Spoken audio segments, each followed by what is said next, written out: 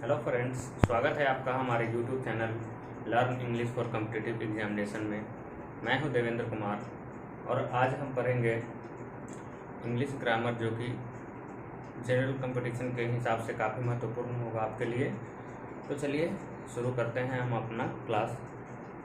सबसे पहले हम लोग इंग्लिश के अंतर्गत देखेंगे कि हमें क्या क्या पढ़ना है, कौन कौन सब्जेक्ट्स हम कवर करने वाले हैं। तो एक विस्तृत जानकारी आपको हम यहाँ पर बता रहे हैं। अभी हम अपना कंटेंट क्या क्या है वो सभी अवेलेबल कराएंगे। तो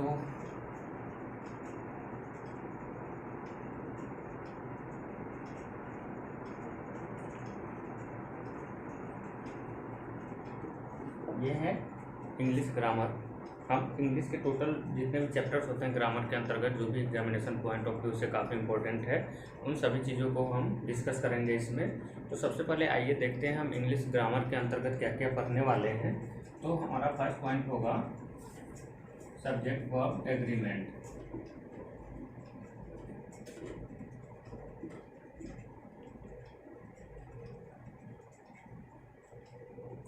सब्जेक्ट वर्ब एग्रीमेंट में हम लोग इसके टोटल टूल्स को पढ़ेंगे, कैसे सब्जेक्ट कैसे वर्ब को सेटिस्फाई करता है, किस सब्जेक्ट में कौन सा वर्ब लगेगा, इन सभी चीज़ों को हम लोग देखेंगे। नेक्स्ट आएगा हमारा आर्टिकल।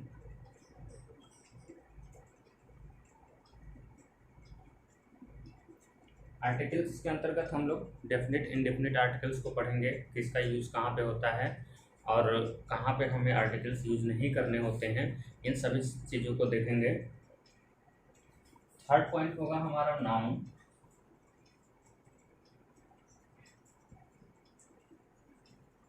नाउन का टोटल जितने भी टाइप्स होते हैं उन सभी चीज़ों को हम लोग पढ़ेंगे नाउन्स के अंतर्गत, और कॉमन एरर्स में कैसे क्वेश्चन होते हैं इन सभी चीज़ों को देखेंगे। और थोरोली हम लोग इसका पूरा स्टडी करने वाले हैं, जो कि लगभग जितने भी एग्जामिनेशन में कोई भी क्वेश्चन पूछे जाते हैं इनसे, चाहे वो कॉमन एरर में हो, किसी सेंटेंस में हो, सेंटेंस इंप्रूवमेंट में हो, तो इन सभी चीज़ों में आपकी मदद होगी काफ़ी इससे। उसके बाद नेक्स्ट है हमारा नंबर। उसके बाद है केस। छठा नंबर है जेंडर। तो जितने भी मैं टॉपिक यहाँ पे बता रहा हूँ आपको, इन सभी टॉपिक को हम लोग डिटेल में पढ़ने वाले हैं और पूरा एक अच्छा ग्रामर की तैयारी आपकी हो जाएगी अगर आप हमारा साथ हमेशा इसी तरह से बनाए रखेंगे। और टोटल जितने भी चीज़ मैं आपको यहाँ पर लिखवा रहा हूँ, इसका डिटेल में पूरा विस्तृत रूप से आपको पढ़ने को मिलेगा यहाँ पे। नेक्स्ट पॉइंट हमारा आएगा एडवर्ब। उसके बाद आएगा प्रीपोजिशन।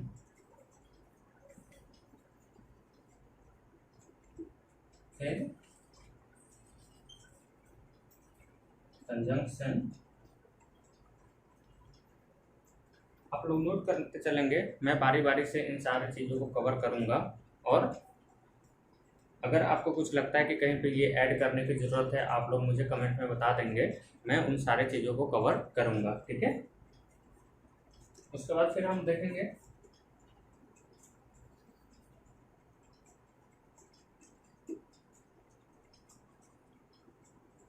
टेंस। टेंस में भी हम लोग जितने भी इसके रूल्स हैं सभी को पढ़ेंगे और एक अच्छे से विस्तृत रूप से हमारी तैयारी हो जाएगी, जो एग्जामिनेशन पॉइंट ऑफ व्यू से काफ़ी महत्वपूर्ण रहेगी। उसके बाद वॉइस भी देखेंगे हम लोग, जिसमें एक्टिव वॉइस, पैसिव वॉइस आता है, ठीक है, इनको हम कवर करेंगे। फिर उसके बाद आएगा हमारा नरेशन। नरेशन में आपको पता है हम लोग क्या पढ़ते हैं, डायरेक्ट इनडायरेक्ट स्पीच। तो इन सभी का विस्तृत ये हम लोग तैयारी इसमें करेंगे, ठीक है। उसके बाद हमारा आएगा transformation of sentences.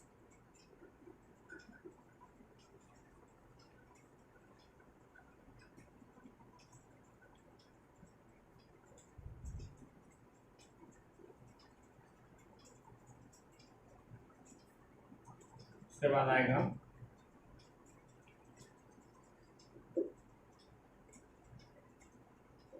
Classification of sentences.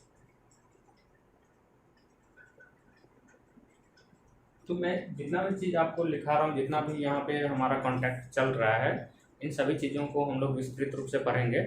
इसके लिए आप हमेशा से मेरे साथ जुड़े रहेंगे और चैप्टर वाइज ये जैसे जैसे हम लोग जिस भी चैप्टर को शुरू करेंगे उसका एक कंप्लीट सा अध्ययन करेंगे, जिसमें कोई भी चीज़ नहीं छूटेगी। और अगर आप ध्यान से इसकी तैयारी करेंगे, पढ़ेंगे हमारे साथ, तो गारंटी के तौर पे आप एक भी क्वेश्चन एग्जाम में नहीं छोड़ पाएंगे। उसके बाद हमारा कॉम्प्रिहेंशन भी होगा।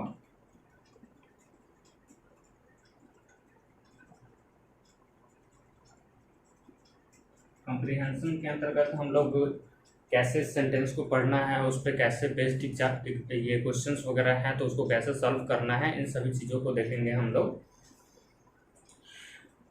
उसके बाद जो मोस्ट इम्पॉर्टेंट चीज़ आता है हमारे एग्जाम में, कॉमन एरर।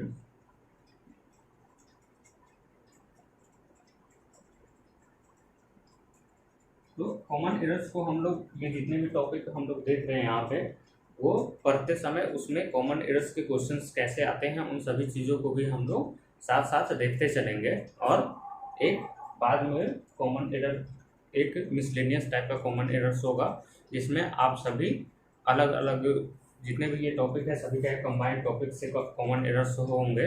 तो उस बेसिस पे आपका जितने भी तैयारी आप कहाँ तक किए हुए हैं, कौन सा सब्जेक्ट कितना तक पढ़ चुके हैं और कितनी आपकी तैयारी हो पाई है, इन सभी चीज़ों का वहाँ से पता चल जाएगा।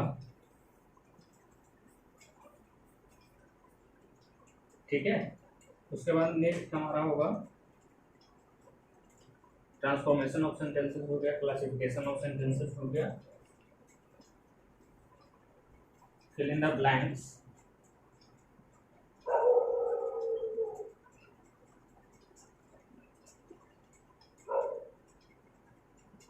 fill in the blanks के अंतर्गत वो सेंटेंस अरेंजमेंट, सॉरी वो क्लोज टेस्ट जो होता है, क्लोज टेस्ट जिसको हम लोग बोलते हैं, वो 4-5 सेंटेंस का एक वाक्यांश होता है, फ्रेज होता है छोटा सा, जिसमें फिर कुछ स्पेस रहते हैं 4-5, जिसको हमको ऑप्शन के द्वारा उसको क्या करना रहता है, फिल करना होता है। तो इन सभी चीज़ों को हम लोग देखेंगे। ठीक है।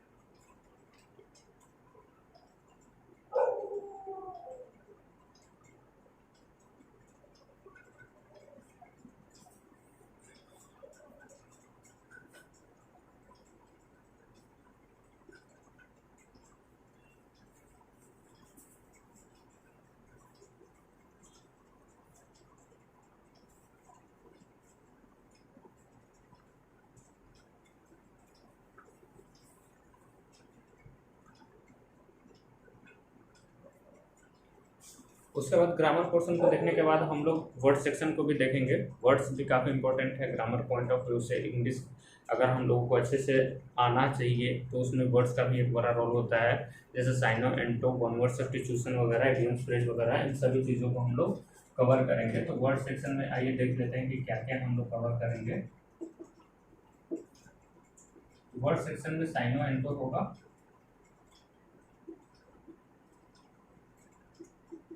इसके अंतर्गत हम लोग डेली सम सेलेक्टेड वर्ड्स पढ़ेंगे, 5-10 जो भी होगा उसको डेली हम लोग डेली बेसिस पे याद करते चलेंगे। मैं नया नया वर्ड्स आपके लिए लाऊंगा और जो कि कंपटीशन के एग्ज़ाम पॉइंट ऑफ व्यू से काफ़ी इंपॉर्टेंट होंगे। तो उन सभी चीज़ों को आप लोग नोट करते चलेंगे और ये आपके लिए काफ़ी हेल्पफुल साबित होगा, बेनिफिशियल होगा एग्जामिनेशन में। फिर वन वर्ड सब्स्टिट्यूशन जो करेंगे,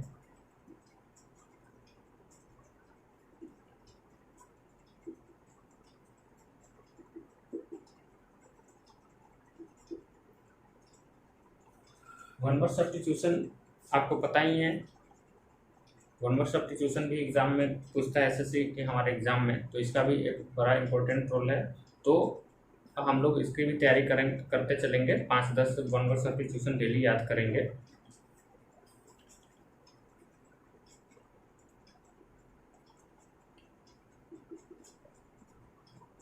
उसके बाद है इडियम्स एंड फ्रेजेस।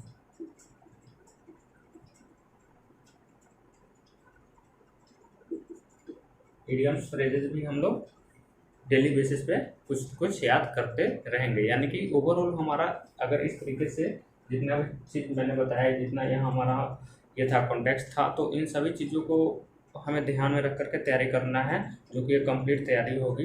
किसी भी एग्जामिनेशन में अगर आप अपियर होना चाहते हैं, कोई भी कम्पिटिटिव एग्जामिनेशन है जिसमें इंग्लिश की आवश्यकता है, तो इन सभी चीज़ों की आपकी तैयारी अच्छी हो जाएगी अगर आप रेगुलर हमारे साथ रहेंगे।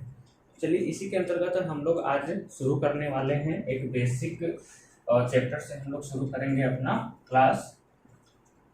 तो सबसे पहले हम लोग इसके अंतर्गत आज आर्टिकल्स पढ़ेंगे, ठीक है। तो आर्टिकल्स में पूरे शुरू से लेकर के अंत तक जो जो इसके रूल्स होते हैं, कैसे कहाँ पे हम लोग ए एंड द का यूज़ करते हैं, इसका टोटल हम लोग डीपली से पढ़ने वाले हैं। तो आप लोग नोट करते चलिए और समझते चलिए।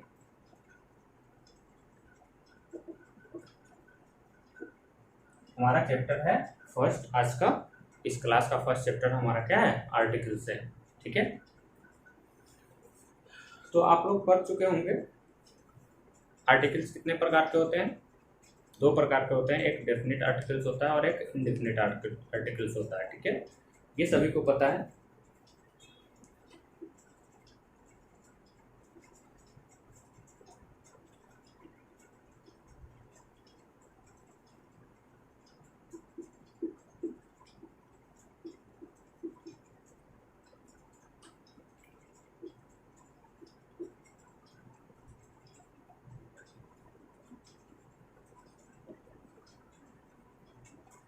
ये इंडेफिनिट आर्टिकल्स और डेफिनेट आर्टिकल्स, ठीक है। इंडेफिनिट आर्टिकल्स में क्या क्या आते हैं, तो ए एन,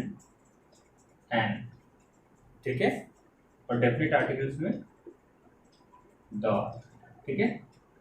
तो मेनली हमें यही चीज़ पढ़ना है, इंडेफिनिट आर्टिकल्स, डेफिनेट आर्टिकल्स, और ये देखना है कि ए एन का प्रयोग कहाँ पे होगा, द का प्रयोग कहाँ पे होगा, ठीक है। तो जैसा कि आपको नाम से लग रहा है इंडेफिनिट आर्टिकल, ये ए एंड एन क्या है, इंडेफिनिट आर्टिकल से। इंडेफिनिट मतलब अनिश्चित, ये किसी चीज़ को सर्टिफाई नहीं करता, ये अनिश्चित चीज़ को बताता है। जैसे एक एग्जाम्पल के तौर पे हम समझेंगे, a boy is running in the field, ठीक है। ये एक सेंटेंस है, a boy is running in the field. तो आर्टिकल इसमें क्या है, ए, ठीक है, और ये नाउन है बॉय, इसके पहले ए लगा हुआ है, ठीक है। तो यहाँ पे किसकी बात हो रही है, a boy, a boy is running in the field, एक लड़का मैदान में दौड़ रहा है, ठीक है। अब इस लड़के के बारे में हमें जानकारी नहीं है कि वो लड़का कौन है, उसका क्या नाम है, कहाँ रहता है, कुछ भी इसके बारे में जानकारी नहीं है। तो ये क्या है, ये लड़का क्या है, इनडिफिनिट है, मतलब अनिश्चित है, कौन है क्या है मुझे कोई जानकारी नहीं है, ठीक है। इसलिए इसको हम लोग क्या बोलते हैं, इनडिफिनिट आर्टिकल्स, ठीक है। और दूसरा एग्जांपल हम लोग लेते हैं डेफिनिट आर्टिकल का। This is the house where I live, यह है हमारा डेफिनेट आर्टिकल्स का example. This is the house where I live, यहाँ ये नाउन के पहले क्या लगा हुआ है, द, मतलब यही वो घर है जहाँ मैं रहता हूँ, यही घर है, एक निश्चित घर है, निश्चित घर है जहाँ पे मैं रहता हूँ, इसलिए ये द इस चीज़ को क्या बना रहा है, डेफिनेट बना रहा है, ठीक है। तो इसलिए हम इसको डेफिनेट आर्टिकल बोलते हैं। तो क्लियर हो गया कि निश्चित सर्टेन कौन है, अनसर्टेन कौन है। तो ये है जो ये डेफिनेट का एग्जांपल है, डेफिनेट आर्टिकल, और ये इनडेफिनेट आर्टिकल। यहाँ तक समझ गए आप। अब हम लोग यूजेस ऑफ इनडेफिनेट आर्टिकल और डेफिनेट आर्टिकल दोनों पढ़ेंगे। तो इस कड़ी में सबसे पहले हम लोग देखेंगे यूजेस ऑफ इनडेफिनेट आर्टिकल। मैं आपको टोटल एग्जाम्पल के द्वारा समझाते चलूंगा, जिसके कारण आपको कहीं भी कुछ समझने में कोई प्रॉब्लम ना होगी। अगर प्रॉब्लम कहीं भी कुछ चीज़ में होती है तो आप कमेंट सेक्शन में जा करके पूछ सकते हैं। तो सबसे पहले चलिए यूज में हम लोग देख लेते हैं आर्टिकल का यूज ऑफ ए। ये इंडेफिनिट आर्टिकल ए का यूज हम लोग कहाँ कहाँ करते हैं इस चीज को हम देखते हैं। तो फर्स्ट नंबर में है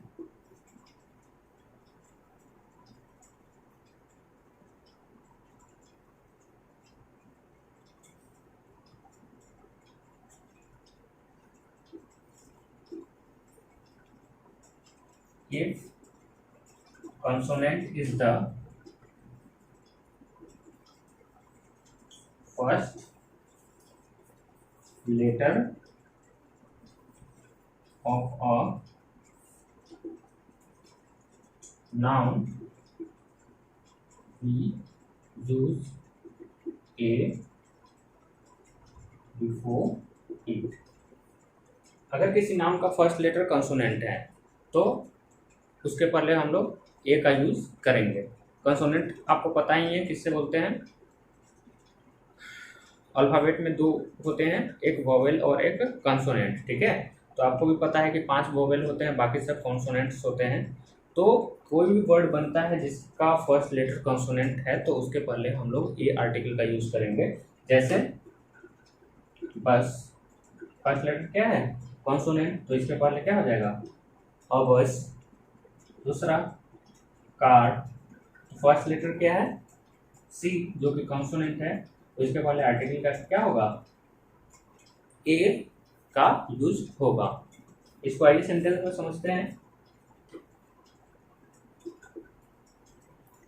दैट इज अ बस, ठीक है। तो ये आर्टिकल ए का यूज हम लोग क्यों किए, क्योंकि यह बस जो है उसका फर्स्ट लेटर क्या है बी है जो कि क्या है कंसोनेंट है। तो इसके लिए ये कंसोनेंट साउंड है तो इसके लिए इसके पहले हम लोग ए का इस्तेमाल करेंगे। नेक्स्ट है हमारा रूल है ए इज यूज्ड बिफोर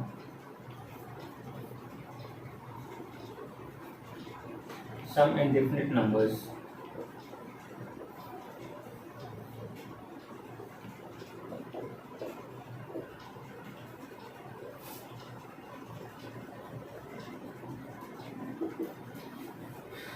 जैसे कोई नाउन है जो कि इंडेफिनिट नंबर्स को शो करता है तो उसके पहले हम लोग ए का यूज करते हैं। जैसे एग्जांपल है a lot of। a lot of कहने का मतलब क्या हो जाता है बहुत, ठीक है। तो इसका हम लोगों के पास कोई सीमा नहीं कि ये कितना है, तो ये इंडेफिनिट नंबर है, इसके लिए हम लोग एक आर्टिकल ए का यहाँ पे यूज करते हैं, ठीक है। जैसे अगर इसको सेंटेंस में हम लोग देखेंगे तो there are a lot of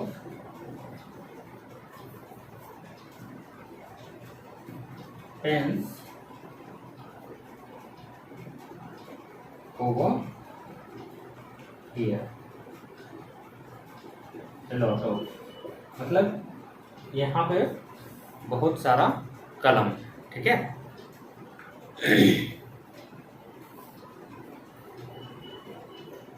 और भी इसका एग्जांपल है अ ग्रेट डील ऑफ।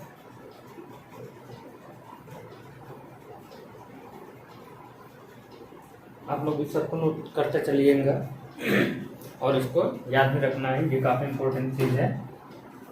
इसके बेसिस पे बहुत सारा कॉमन एरियर्स का क्वेश्चन आपसे पूछा जाएगा एग्जामिनेशन में, इसलिए इस सभी चीज़ों को याद रखते चलिएगा।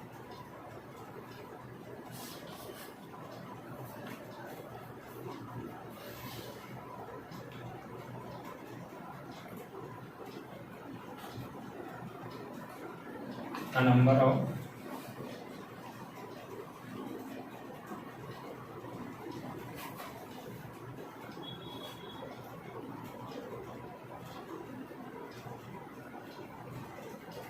a half of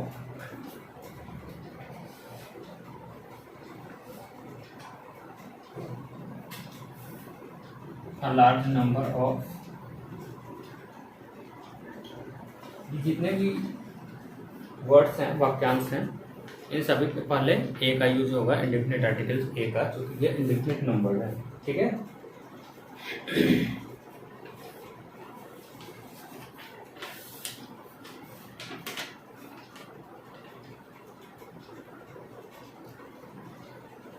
नेक्स्ट है a quarter of it.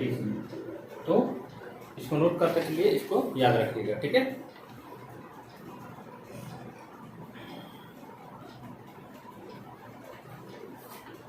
Next हमारा नियम है, अगर आप इसको लिख नहीं पा रहे हैं तो वीडियो को पॉज करके आप इसको नोट कर लीजिएगा।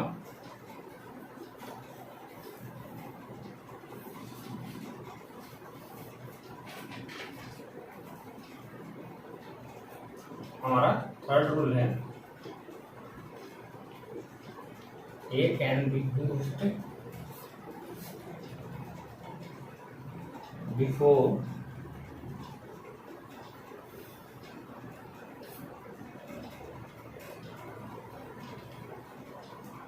some collective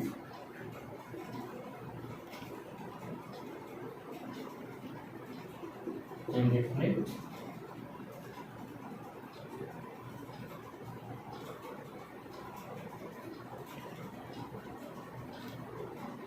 numbers.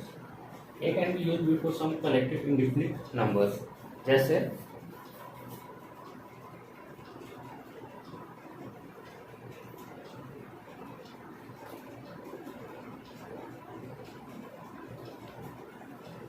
a herd of, a team of, a group of,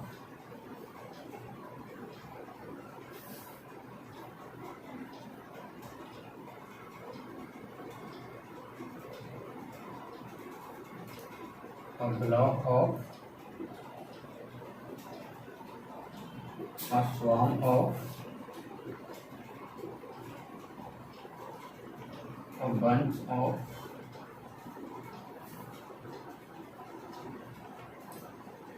an army of, etc. इन सब चीज़ों को याद रखना है। A herd of, a team of, ये क्या करते हैं, एक कलेक्टिव पर्सन्स के ग्रुप को, पर्सन्स या किसी इंसेक्ट्स या किसी ये बर्ड्स, इन सभी के ग्रुप को ये डिनोट करते हैं। ठीक है। इसलिए यहाँ पे ये ए आर्टिकल का यूज होगा। तो आप इसे याद रखेंगे, a herd of, a team of, a group of, a block of, a swarm of, a bunch of, an army of, etc। इस तरह से यहाँ पे इंडेफिनिट कलेक्टिव ग्रुप के पहले हम लोग आर्टिकल ए का यूज करेंगे। ठीक है। हमारा नेक्स्ट रूल है इसमें, उसको देखते हैं। ये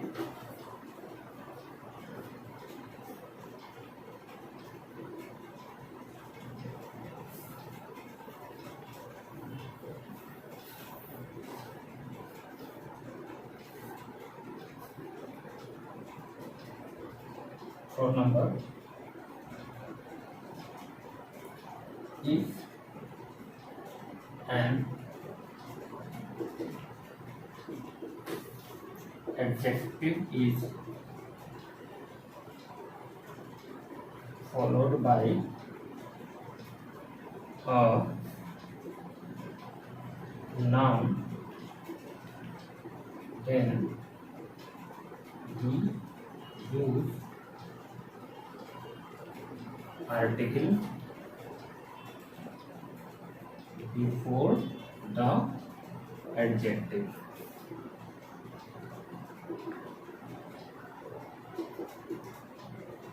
ये हमारा नियम है कि अगर कोई नाउन के पहले एडजेक्टिव का यूज होता है तो आर्टिकल का यूज हम लोग उस एडजेक्टिव के पहले करेंगे। ठीक है। जैसे कि हम एक एग्जांपल से देखेंगे यहाँ पे,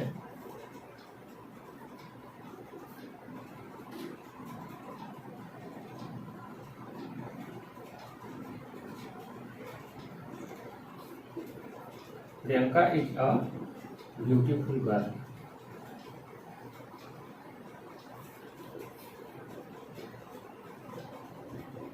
यह हमारा एक सेंटेंस है, Priyanka is a beautiful girl. ठीक है, यहाँ पर ये ब्यूटीफुल क्या है, एडजेक्टिव है, गर्ल क्या है, नाउन है। ठीक है, तो ये नाउन से पहले क्या आ रहा है, एडजेक्टिव आ रहा है। ठीक है, तो हम लोग आर्टिकल का यूज कहाँ करेंगे, इस एडजेक्टिव के पहले। ये ए है, तो ऐसा आपको ध्यान रखना है, किसी भी सेंटेंस में अगर नाउन हो और उसके पहले एडजेक्टिव हो तो हम लोग आर्टिकल का प्रयोग कहाँ करेंगे, उस एडजेक्टिव के पहले करेंगे, ना कि ये नाउन के पहले। अगर हम लोग यहाँ ए का प्रयोग करेंगे तो ये क्या हो जाएगा, गलत हो जाएगा। ठीक है, तो इस चीज को ध्यान रखना है। ठीक है, आइए नेक्स्ट देखते हैं।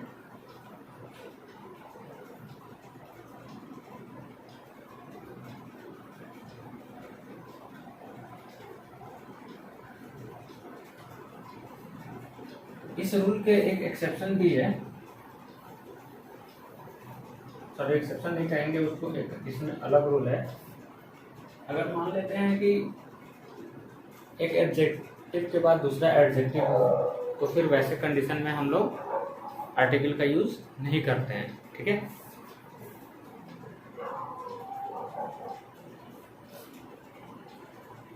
जैसे एग्जांपल,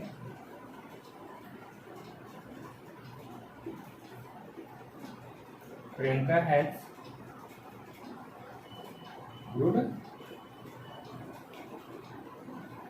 टैलेंट। ठीक है, गुड क्या है, एडजेक्टिव है, और ये हेल्प क्या है, ये भी एडजेक्टिव है। तो इस बेसिस पे पुराने रूल के अनुसार हम यहाँ पे ए का यूज नहीं कर सकते। क्यों, क्योंकि ये एडजेक्टिव के बाद दूसरा भी क्या है, हेल्थ, एडजेक्टिव ही या नाउन नहीं है। अगर यहाँ पे नाउन रहता तब हम लोग यहाँ पे ए का यूज करते, लेकिन इसमें ए का यूज नहीं होगा। क्यों, क्योंकि एडजेक्टिव के बाद क्या है, एडजेक्टिव ही है। तो इसे याद रखना है कि दो अगर लगातार एडजेक्टिव हो किसी सेंटेंस में तो वहां पे हम लोग आर्टिकल का प्रयोग नहीं करेंगे। ओके,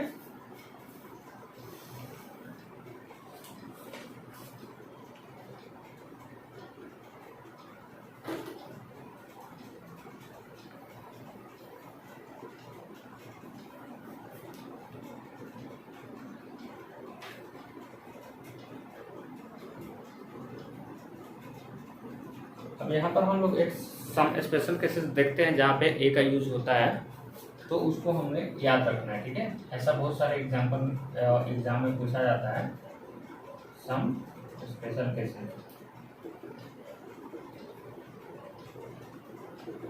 चलिए इसके अंतर्गत देख लेते हैं क्या क्या है स्पेशल केस में।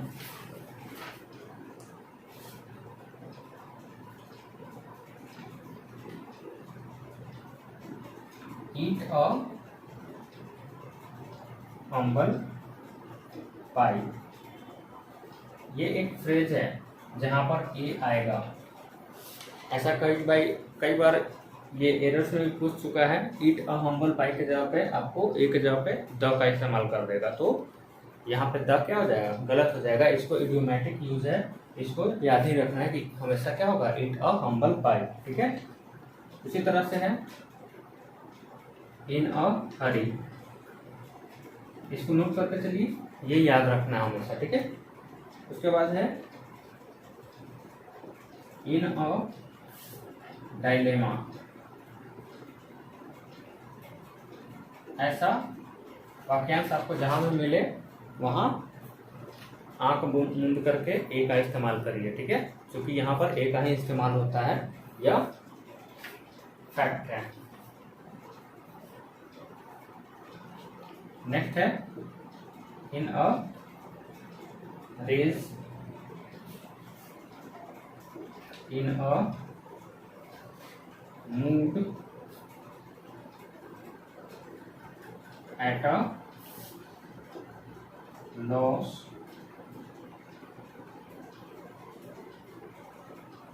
Have a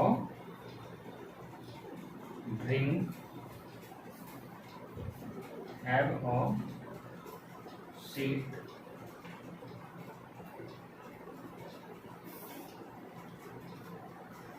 have a rest. इसको आप नोट करते चलेंगे, ये याद रखना है, ठीक है।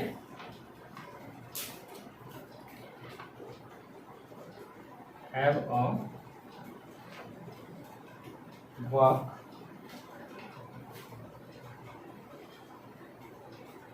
go for a walk, have a headache, have a sleep,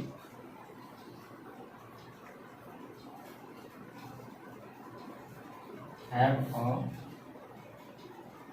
dream,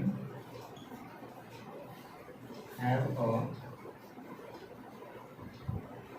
quarrel,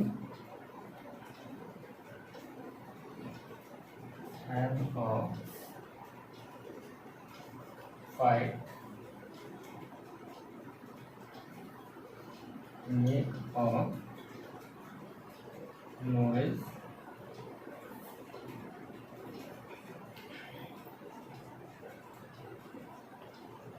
take a risk, take a hint,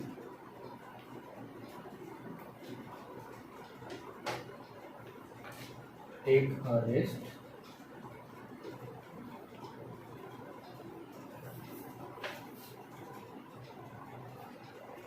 take a meal। ये सब इडियोमैटिक यूज है, इसलिए आप इन सभी चीज़ों को याद रखेंगे। मैं यहाँ नोट करा दिया हूँ आपको, क्योंकि ये हमें याद रखना है। एग्जामिनेशन पॉइंट ऑफ व्यू से काफ़ी इंपॉर्टेंट होते हैं, इस पर डायरेक्ट सवाल पूछे जाते हैं, इसलिए इन सभी चीज़ों को याद रखना है, माइंड में रखना है कि ऐसा जहाँ भी हमें दिखाई दे तो इन अ रेज ही होगा, एक जगह पे एन नहीं होगा, द नहीं होगा, तो इसे ध्यान में रखना है, ठीक है। चलिए मैं इसे मिटाता हूँ।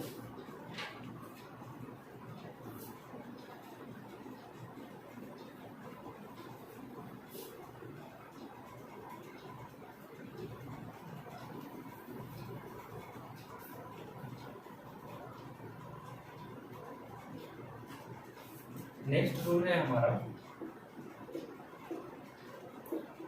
A is used in place of पर। मतलब पर की जगह पे हम लोग ए का इस्तेमाल कर सकते हैं, ठीक है। जैसे एक एग्जांपल के तौर पर देखिए, petrol is being sold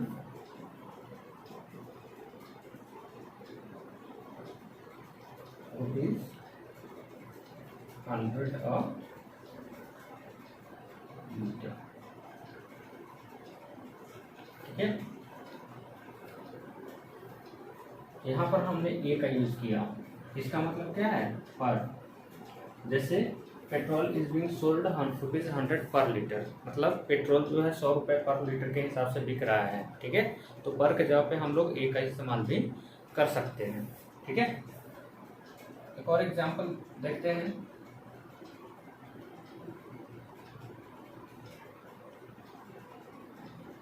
banana cost ₹40 a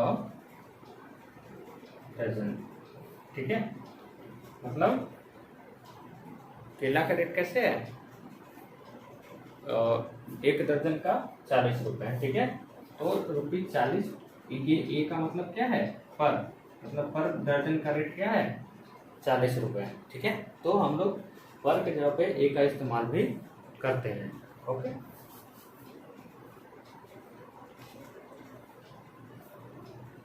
next है हमारा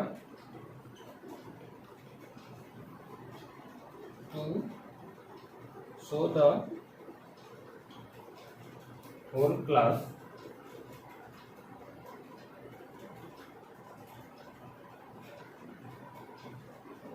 of a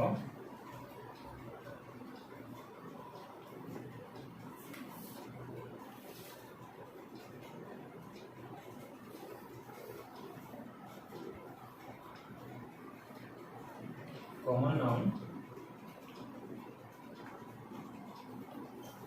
we use a before that comma।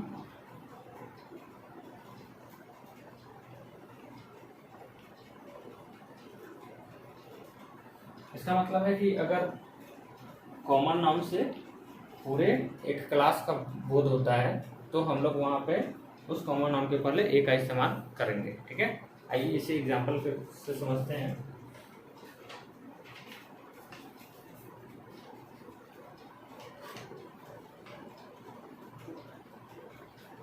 A bird has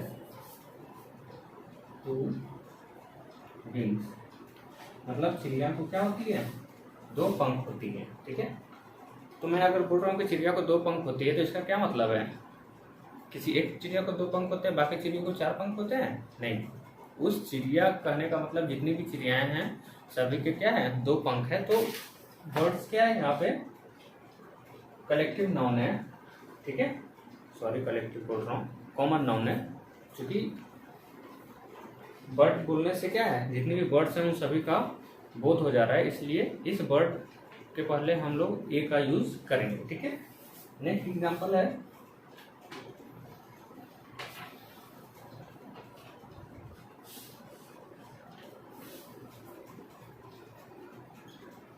A monkey has a tail, मतलब बंदर को एक पूंछ होती है। ठीक है, तो इसका कहने का सेंस क्या है कि जितने भी बंदर हैं सभी को क्या होती है, एक पूंछ होती है। ठीक है, तो इसलिए हम लोग इस कॉमन नाउन के पहले, मंकी के पहले ए का इस्तेमाल करते हैं। क्यों? क्योंकि ये टोटल बंदर का बोध कराता है। ठीक है, किसी एक बंदर के बारे में यहाँ नहीं बोला जा रहा है, बल्कि जितने भी बंदर होंगे उन सभी का इससे बोध होगा। ठीक है, तो चलिए फ्रेंड्स, आज आर्टिकल्स के अंतर्गत हम लोग इतने सारे रूल्स को पढ़े, इसको इतना ही रहने देते हैं। इतना को आप अच्छे से पढ़िएगा, इसको अच्छे से याद रखिएगा, और नेक्स्ट क्लास में हम इसको कंटिन्यू करेंगे। Till then bye bye, good night, और आप अपना ख्याल रखिए। मिलते हैं फिर नेक्स्ट वीडियो में। Okay, bye.